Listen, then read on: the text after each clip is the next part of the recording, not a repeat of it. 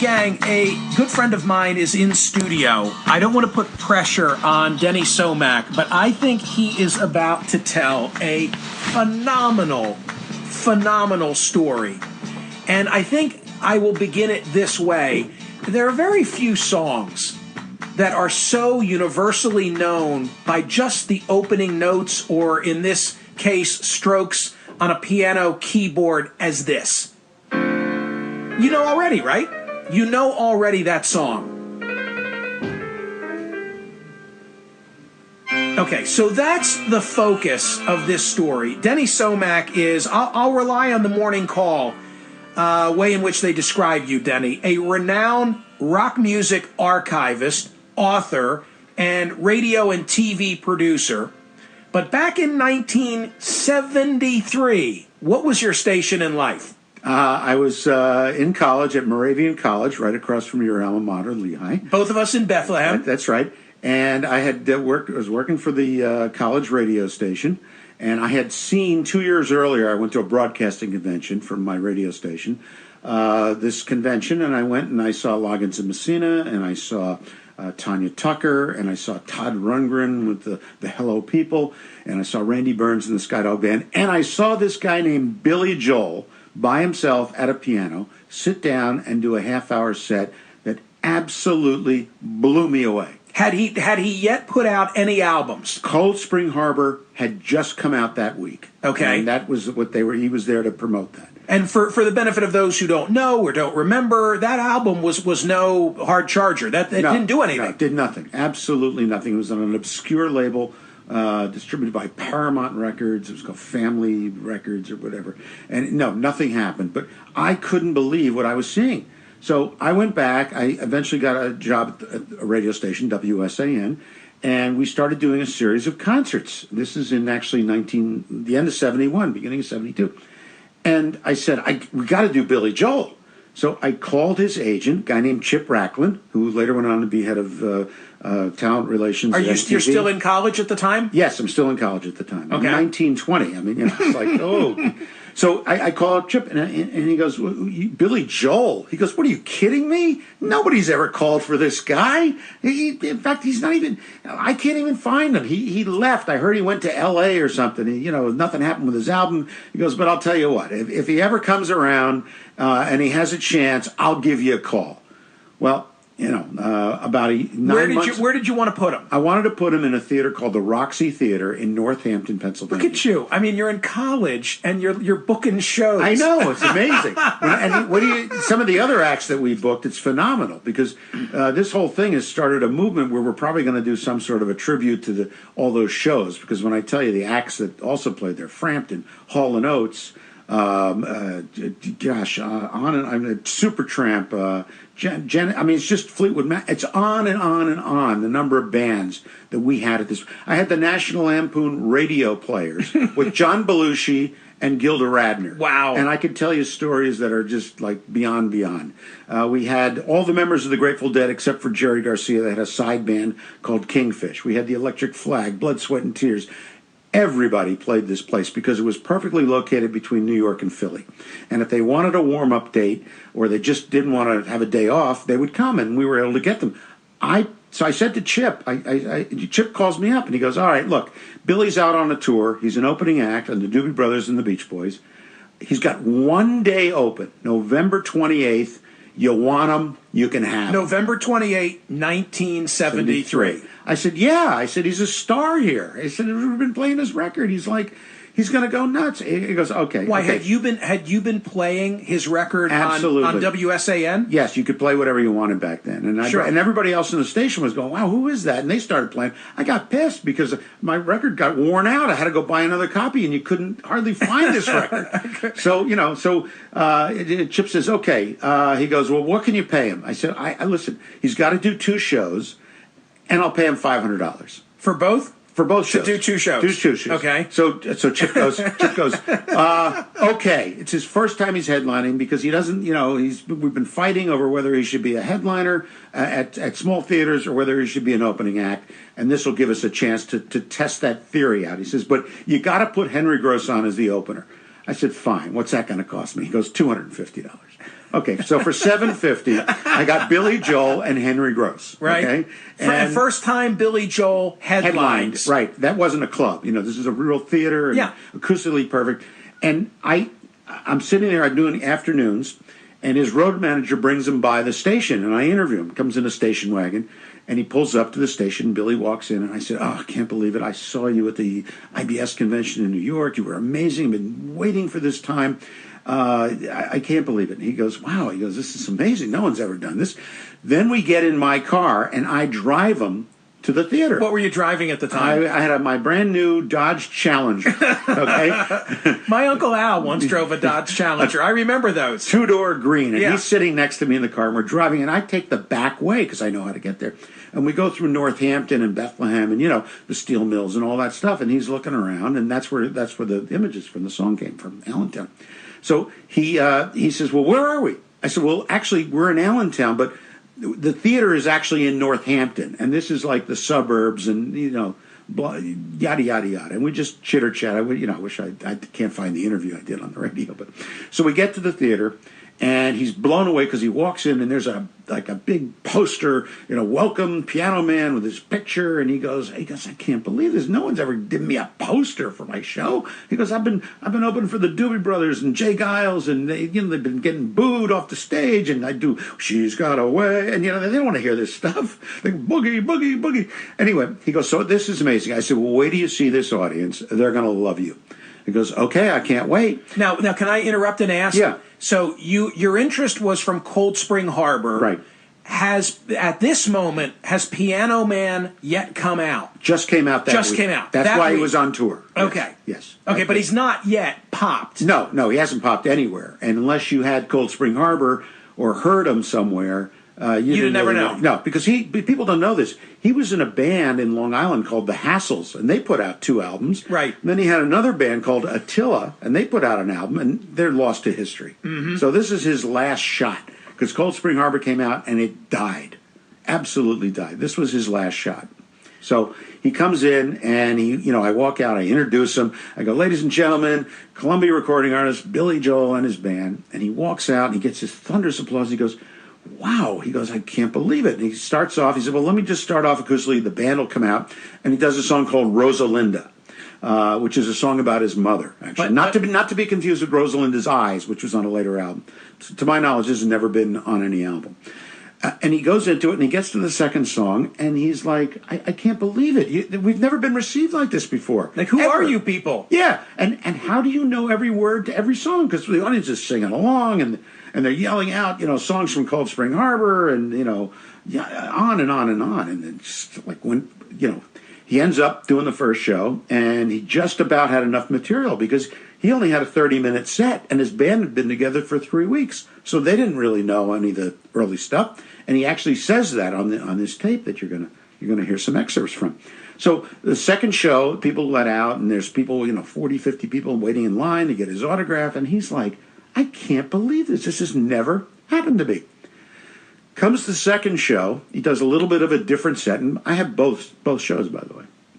The only problem is I had taken a cassette player out of my car and put it on stage, and it was a stereo. The quality is great, but I only had one of those 100-minute cassettes. Sure. So I remember the old Max cell. Right. You had to flip it over. I had to flip over the tape to get the last song of the first set, and I captured the second set. Except I couldn't get his encore. And what happened was he ran out of songs. And he calls his manager. He goes, "Wait a minute, we don't know any more songs. 15 minutes? You're kidding. We got to do." He says, "Well, I don't know what to do." And he plays one song from Cold Spring Harbor, which he didn't usually play. Everybody Loves You Now, or She's Got a, whatever it was.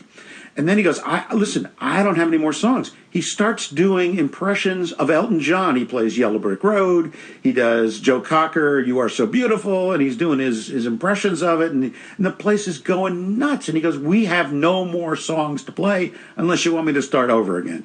And he leaves, and he gets a big ovation. And, again, 40, 50 people waiting in line to get his autograph. And that was the end of it. Okay, and let me just interrupt and say that I know you, and we go way back. So if you told me that story over a beer, right, I would believe the story. Right. But I could imagine people listening to elements of it and saying, the guy's full of shit. This is no way this ever happened. Right. And we've kind of already given this away. Right. The tape was lost. Right. And you just discovered it. I just moved my office, and I'm going through I have the 10,000 hours of interviews and concerts and stuff because, that's what I do for a living. I produce syndicated radio shows and been doing interviews, the largest collection of classic rock interviews anywhere. But I'm finding other stuff that I recorded. So I get to this tape, and it just says, BJ Roxy. And I'm saying to myself, what is this? So I send it along to some of the other stuff to get digitized, and they send me back, and I get it back, and it's on a CD, and I'm going, I wonder what this is, and I put it on, and there it is, and I remember clearly because I took the tape, put it in my car the next day, and played it, and I thought, wow, this is great, I've got this, I played it for a few people, and then I threw it in a box because who was Billy Joel, right? And it was just as you remembered it. Exactly. So, Denny, you explained that Piano Man had just come out. Right. He sings that. Right. Nobody really knows the song yet because it's new. Okay. And nobody knows the story. And he tells the story here, too, with the original version of the story. Okay, let's see. We'll do a song now.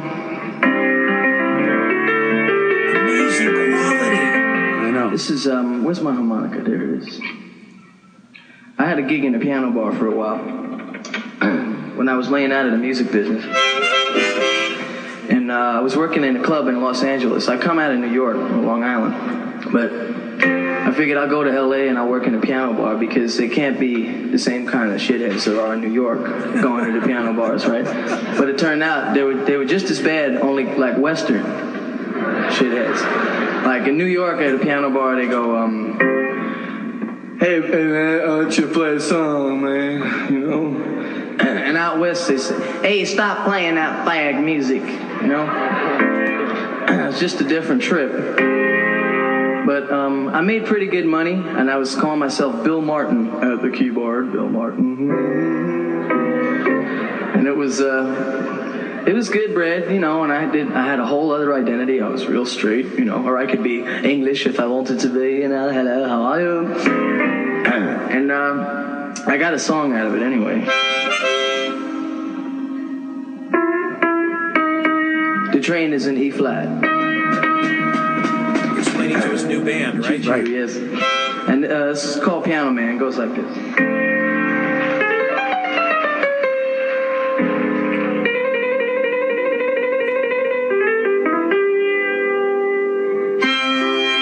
Denny, I have goosebumps. So do I, because the visuals are in my head. So where were you? Were you on stage? Do you remember, right where you were? I usually would stand by the side of the stage when the artist would start, just to make sure, and then I would go to a seat somewhere in the first couple of rows with access to get to the stage in case there was a problem. So I think I went out and I was such a fan that I couldn't believe it. Here's Billy Joel playing in Allentown. It was just amazing. His voice is more youthful here than we recognize him today. He's 23. I hate to tell you a story you don't know. Okay. When I was in 8th grade, and you've started to address this, the Lehigh Valley of Pennsylvania became huge for Billy Joel, and the song Allentown apparently grows out of the car ride you took him on. That's right. Absolutely. It was originally he wanted to write a song, and he was going to call it Levittown because that's where he's from. But then he said, you know what? Allentown was where I remember, and it just became Allentown. But I think you've now explained something to me that I've never understood. When I was in 8th grade, which would have been 1975-76, right.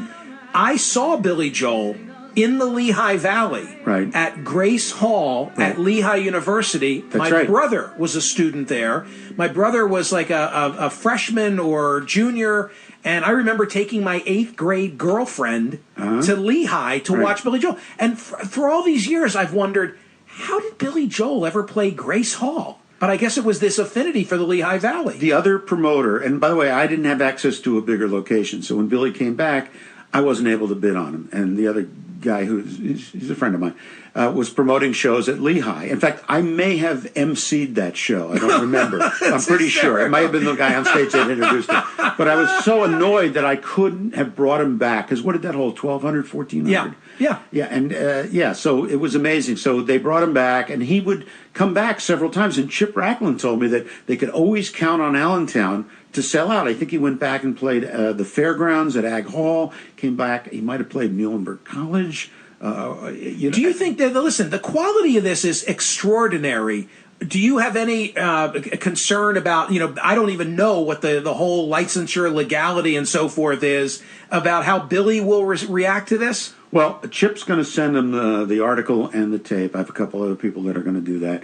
I don't. First of all, I own the tapes. I'm not doing anything wrong. I'm not charging you. I'm not charging you to play this. Yeah. So, and he gets his. Believe it or not, he gets his royalties from the songwriting royalties by this being played on the air. Good. So he's making money. I'm not. And by the way, I hope he does contact me. I'm expecting to hear from him. God, I would love to see either he play it on his SiriusXM channel, which would be phenomenal, and we do the whole build-up. Yeah. Or they say, you know what? Let's do an authorized bootleg of this thing because I've got both shows. And, I know this is a crazy analogy, but it's like, finding the Beatles playing Hamburg tape. No, it's really not. Listen, the encore, now, is this you coming out on stage? Yes. Okay. Billy Joel, don't let him get away that easy. Come on. That's a young Denny Somach. Mr. Billy Joel. And you're in college. Yeah. Once again, Billy Joel.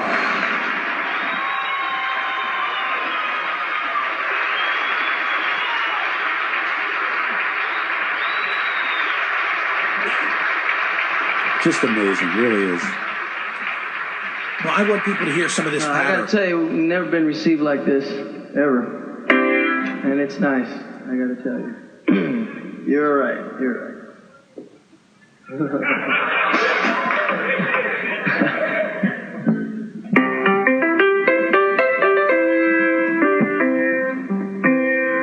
Okay, we'll do a song some of you might know.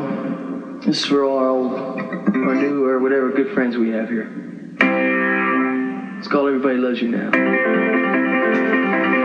And Denny, having listened to this, everything you say checks out in terms of him being so appreciative. And never having been treated this way, never having been a headliner. He talks in this tape about having been out on the road with the Beach Boys. Yeah. Right. And kind of getting, big-footed off the stage. Yeah, no, he talks in other parts of it, which I can send you to listen to. He talks about being on stage with the Jay Giles Band. And he goes, talk about lousy bookings. He goes, Jay Giles Band are a great band. But, they would get off the stage, you fag. It's like... But the recording of this is, you told the Morning Call that you had a unit you would slip into your charger and then you could pull it back out. Right. So this is the most rudimentary of recording devices. That's right. And you just sit it on the stage? It was one of the first Sony stereo cassette players with a built-in stereo mic, and that's why it sounds so unbelievable. And I put it right on the stage next to him. I wish I had made tape board recordings over the years, although I'm now finding other stuff. You won't believe it. I got to transfer them, but I found Hall & Oates. I found Rush. I found Kiss. I found Frampton. I don't know how they sound. Tom Rush. If they sound like this. Yeah, I don't know. But this is the only one I actually recorded out because I wanted it for myself. I wanted to listen to it on the way home. TC, what else do we have? Where are we? Northampton? Yeah, listen to this. I'm gonna move here, man. I'm going to move here. It's all right. Really, you're the nicest audience we've come across. Gotta tell you. And we've been all over, I guess, the last couple of weeks. Vancouver was okay. Richmond, Virginia. Whew. God, they're really mean down there, man. We were playing in the Richmond Coliseum, right? Which is, we hear, well, you're playing with the Doobie Brothers, so we figure, oh, great, that's the end of that, man. Here he is, Bobby Jowls, Doobie Brothers. And I guess a guy introduced me one night, I said, Bobby Jowls. Bobby Jowls. I remembered that one. I remember that guy, too, when I see him again, man. But we played in this big thing, the Coliseum, right? And it just went on forever. Just you look up, and it was like, whew, the ceiling looked like it was higher than the sky. It just kept going and going and going. And, you know, I'd get up and I'd play, hello, hello, hello, hello, hello, hello. Fourth down, down, down, down, down, down. Didn't make it at all, really. Those big places really kill you. But the Doobie Brothers came on, and they're a real loud band. You know, they're good, but they're just real loud, so they can, you know, in a big place, everybody's, yeah, right on. But not very musical, but you can do that, you know? Right? So, this kind of place, this is a good place, I'm telling you, it's a real good place. I like it. I like it. How much is it? I want to buy it. Really. This is, I'm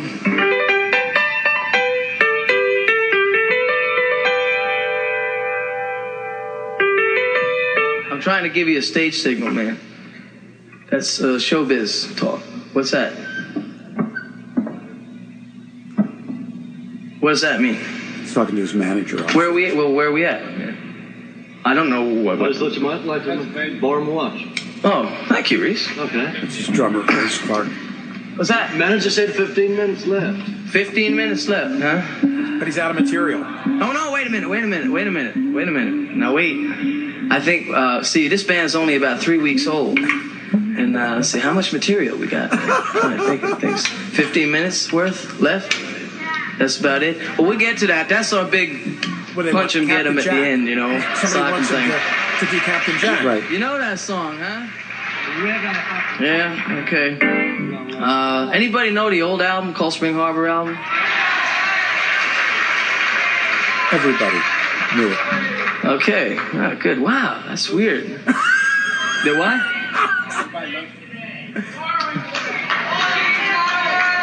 Wait. We never worked out all them old songs, man. I put out a new album and we went, okay, let me do She's Got Away, because I can do that on my own. It's amazing, Denny. Okay, John, we can make the 15 minutes. We're cool. Gotta stretch. Okay, because usually I run in the audience and I go, She's Got Away. And then, what is that crap, man? I can do it now. Okay.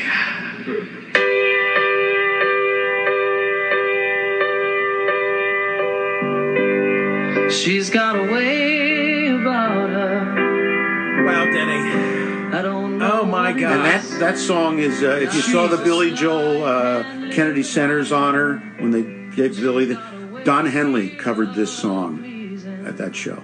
She's Got Away. So I promised a hell of a story. You did not disappoint. okay.